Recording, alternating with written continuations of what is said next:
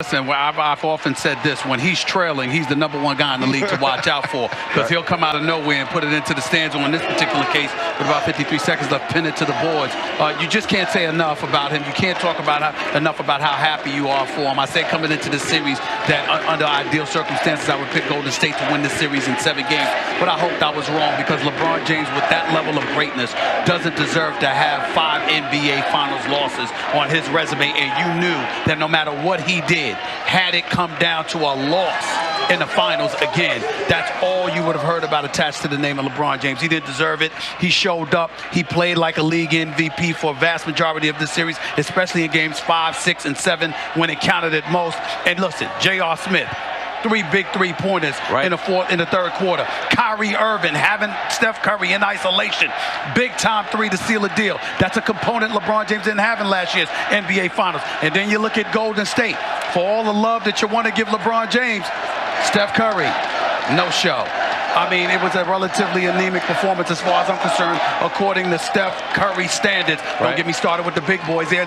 They were non-existent. Let me just give you the numbers on Curry. In the fourth quarter alone, 1 of 6 shooting, 1 of 5 from 3, the unanimous MVP. Well, let me say in the this. fourth alone. I don't know if he was hurt, if he was nervous, or believe it or not, the moment was too big for even him, or whether he was distracted. Something was missing. He wasn't the Steph Curry that we've come to know and love and grow accustomed to seeing. Klay Thompson wasn't spectacular either, but there was some shots that he hit, just like there was some shots Steph hit. It was a wasted effort on the part of Draymond Green, who was playing like a man amongst boys. I look at Steve Kerr and I'm like, you've got to find that man in the second half, because the way he was flowing, you've got to find a way to get him the ball. They didn't. In the end, what it comes down to is that the Cleveland Cavaliers, led by LeBron James, defeated a Golden State Warriors team that was not led by the league MVP, because he had some key sloppy turnovers, particularly in the second half as well.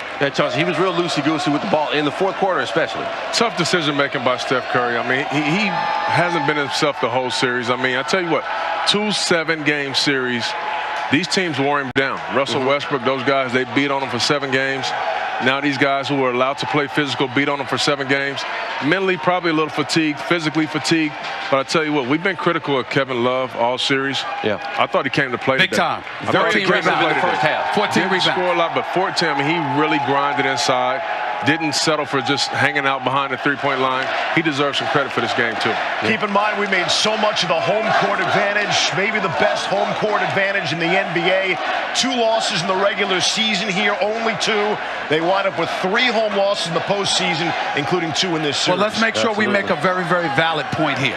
There are some people out there that are going to look at Steph Curry going up against OKC, 7-game series, going up against the Cleveland Cavaliers, 7-game series, physically imposing their will onto them, bumping them screens and picks, the Steven Adams of the world. In this particular instance, you've got LeBron James with Tristan Thompson and everybody, Kevin Love even. Everybody was making sure that Steph Curry felt their presence. So there are some out there that's going to look at him and say, well, he wasn't 100% healthy. Well, guess what? Last year, LeBron James didn't have Kyrie. He didn't have Kevin Love. He certainly had that excuse. I don't recall anybody having too much compassion for LeBron James last year when he didn't have his horses. So if he didn't get the benefit of the doubt in that regard last year, we damn sure ain't going to give it to Steph Curry this time. Well, and Andre Booch, thanks very much. Back here with the fellas. stolen fire truck. What could go wrong? Michael Eaves is going to be here all night. Oh, you're going to be there all night. And can I say this? For the most part, none of us, we're not a rooting interest here. No. We don't care who wins. No. You know what? I root for people. I want to see happiness.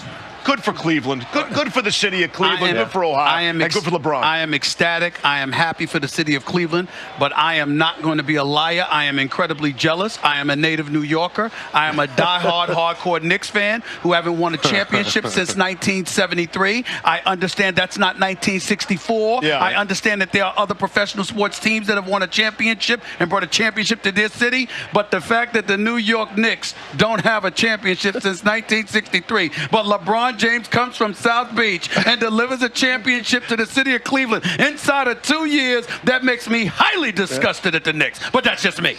Hey.